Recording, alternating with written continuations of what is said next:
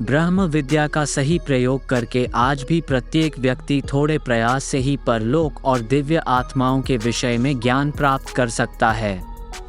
भारतीय ज्ञान में भी ब्रह्म विद्या का विशेष स्थान है। आत्माओं के विषय में अनेक किंवदंतियां और कहानियां पूरे विश्व में प्रचलित हैं, किंतु भारतीय साहित्य और शास्त्रों में इसका व्यवस्थित रूप है और इसे ज्ञान का रूप दिया गया है। प्रश्न यह उठता है कि क्या आत्माओं को देखा जा सकता है, उनका प्रकार और मिलने का स्थान क्या हो सकता है। भारतीय शास्त्रों में आत्माओं से संपर्क करने की संपूर्ण विधियां दी गई हैं, किंतु वे काफ़ी कठिन और कष्टसाध्य हैं। दिव्य आत्माओं से संपर्क करने की आधुनिक विधि मेरे विचार से बहुत सरल है और सभी के लिए सुलभ भी होगी। सबसे पहले तो साधक को अपनी स्थिति को भली भांति समझना होगा। दरअसल आपके पास एक भौतिक शरीर है और दूसरे इसके अंदर एक सूक्ष्म शरीर है। जब आप सोते हैं तो आपकी ही तरह प्रत्येक व्यक्ति का सूक्ष्म शरीर भी इस भौतिक शरीर से बाहर निकलकर कल्पना के साथ विचरण करता है। जागने पर वो पुनः भौतिक शरीर में वापस आ जाता है। ये प्रक्रिया कमोबेश सभी के साथ प्रतिदिन होती है।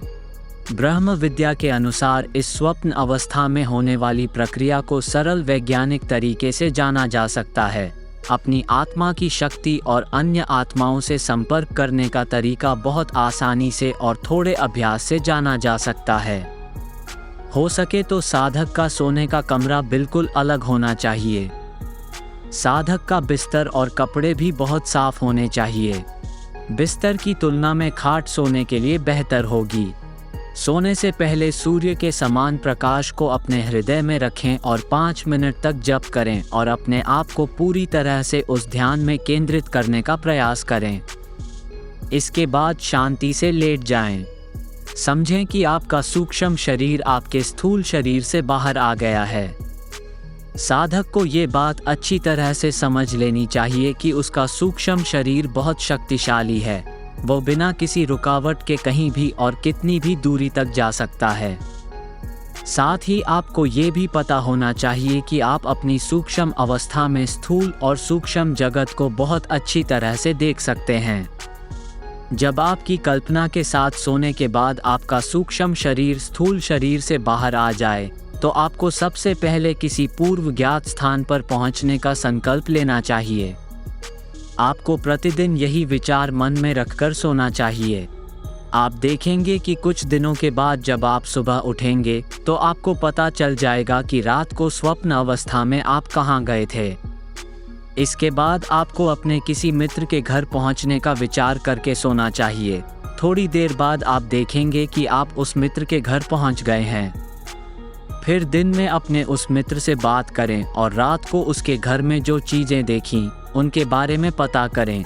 तब आपको विश्वास हो जाएगा कि स्वप्न अवस्था में आपने मित्र के घर में जो कुछ भी और कैसे, कहाँ और किस रंग का देखा था वह सब मित्र के बताने के बाद सत्य सिद्ध हुआ।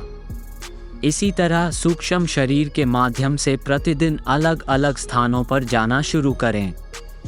फिर जब यह अभ्यास दृढ़ हो जाए तो जिन लोगों के घर आप पहुँचे उनसे कुछ कहने का प्रयास करें या उन्हें जगाएं। कुछ समय बाद आप में भी यह शक्ति जागृत हो जाएगी। इसी प्रकार आप संकल्प करें कि अब मुझे परलोक के बारे में ज्ञान प्राप्त करना है। मैं अपने बाबा, दादा, मित्र आदि आत्माओं से अवश्य मिलूंगा जो मुझे पहले से ज्ञात थे। आज मैं स्वप्न अवस्था में उनसे अवश्य बात करूंगा।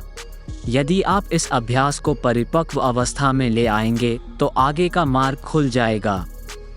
इसके बाद धीरे धीरे अन्य भिन्न भिन्न आत्माओं से संपर्क करें और उनकी संगति का लाभ उठाएं।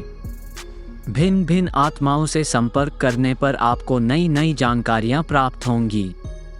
इसके बाद भिन्न भिन्न लोकों के बारे में ज्ञान प्राप्त करने का संकल्प लें।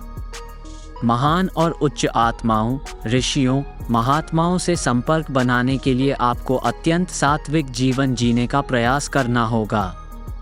साधक का सरल स्वभाव रखें, शुद्ध और हल्का भोजन करें। यदि आपका जीवन साधना से परिपूर्ण है तो आपके लिए इस मार्ग पर आगे बढ़ना आसान हो जाएगा।